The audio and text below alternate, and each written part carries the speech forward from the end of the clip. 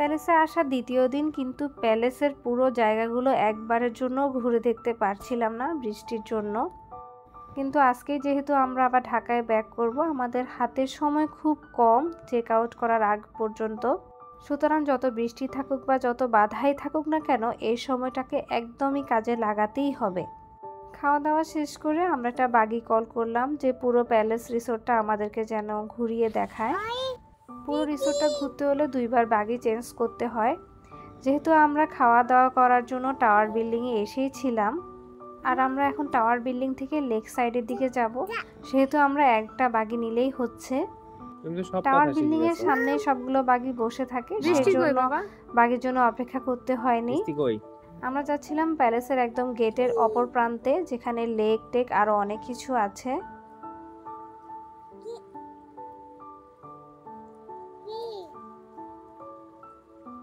চারপাশটা এত চুপচাপ, এখানকার যারা স্টাফ তারা কিভাবে যে এখানে থাকে আমি আসলে বুঝতেই পারছিলাম না।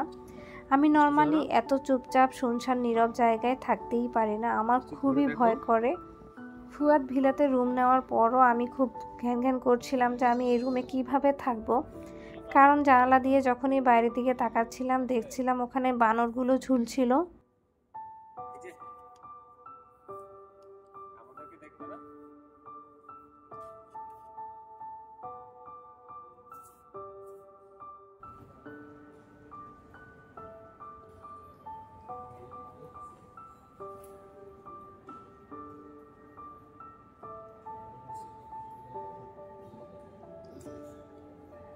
মাম্মাকে দাও ছাতাটা।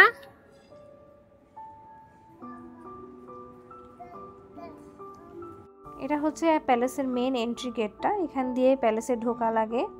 লেকের পাড়ে যাওয়ার জন্য এই গেটটা পার হয়ে আরো অনেকটা সামনে যেতে হয়। পুরো রিসোর্টটাই কিন্তু একদম সবুজে ঘেরা, আর যেহেতু বৃষ্টি হয়েছে তার জন্য আরো অনেক বেশি সুন্দর লাগছিল, সবগুলো সবুজ যেন একদম বেরিয়ে আসছিল। আমরা যদি একদিনের জন্য না গিয়ে 2-3 দিনের জন্য প্যালেসে যেতাম, তাহলে মনে হয় পুরো প্যালেসটা একদম সুন্দর করে ঘুরে দেখতে পারতাম। সামনে যে জায়গাটা দেখা যাচ্ছে এখানে কিন্তু ওনারা অনেক চাষবাস করে। সিজনিংয়ের জন্য যে যে আইটেমগুলো দরকার হয় ওগুলো ওনারা এখানে চাষ করেছেন নিজেরাই। প্রতিটা জায়গায় একদম সুন্দর করে ইউটিলাইজ করা, এই জন্য অনেক ভালো লাগছিল। এই তো দেখতে দেখতে আমরা চলে আসলাম লেকের পাড়ে। এত বেশি বৃষ্টি হচ্ছিল যে কোনো মতে একটু নেমে চারপাশটা দেখছিলাম। সামনে কিন্তু একটা বোট রাখা ছিল, কিন্তু বৃষ্টির জন্য আমরা সেটাতে উঠতে পারিনি। বৃষ্টি হলে হোক একটু পোজ তো দিতেই হয়, সেই জন্য ফুয়াদকে ফোনটা দিয়ে আমি এই বৃষ্টির মধ্যে পোজ দিতে নেমে পড়লাম। আর যে ভাইয়াটা বাগি চালিয়ে আমাদেরকে নিয়ে এসেছে তার কোলে ফারসিনকে রেখে গিয়েছিলাম। এটা কিন্তু লেকের পাড়ে একটা রেস্টুরেন্ট। আমরা যেহেতু ফুল বোর্ড প্যাকেজে গিয়েছিলাম, সেহেতু আমরা 3 বেলায় বাফেট খাবার পেয়েছি। চাইলে বাফেট না নিয়ে এই রেস্টুরেন্টগুলোতেও খাওয়া যায়। আর এটা হচ্ছে প্যালেসে ঢোকার সময় একদম প্রথমেই পড়ে। এই জায়গাটা কিন্তু অনেক বেশি সুন্দর। প্রথমবার আসার সময় আমি ফুয়াদকে বলেছিলাম এখানে আমরা দাঁড়িয়ে ছবি তুলি, তখন তো বৃষ্টি ছিল না, কিন্তু ফুয়াদ তো সময়ের কাজ সময় কখনোই করতে দিবে না।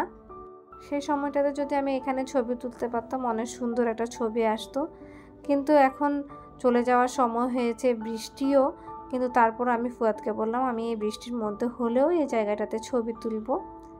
তারপর বৃষ্টিতে ভিজে ভিজে ওখানে কয়েকটা ছবি তুললাম। বৃষ্টি পড়ছিল, তার মধ্যে আজকে ওয়াটার পার্কের পানিও ছেড়ে রেখেছিল ওরা।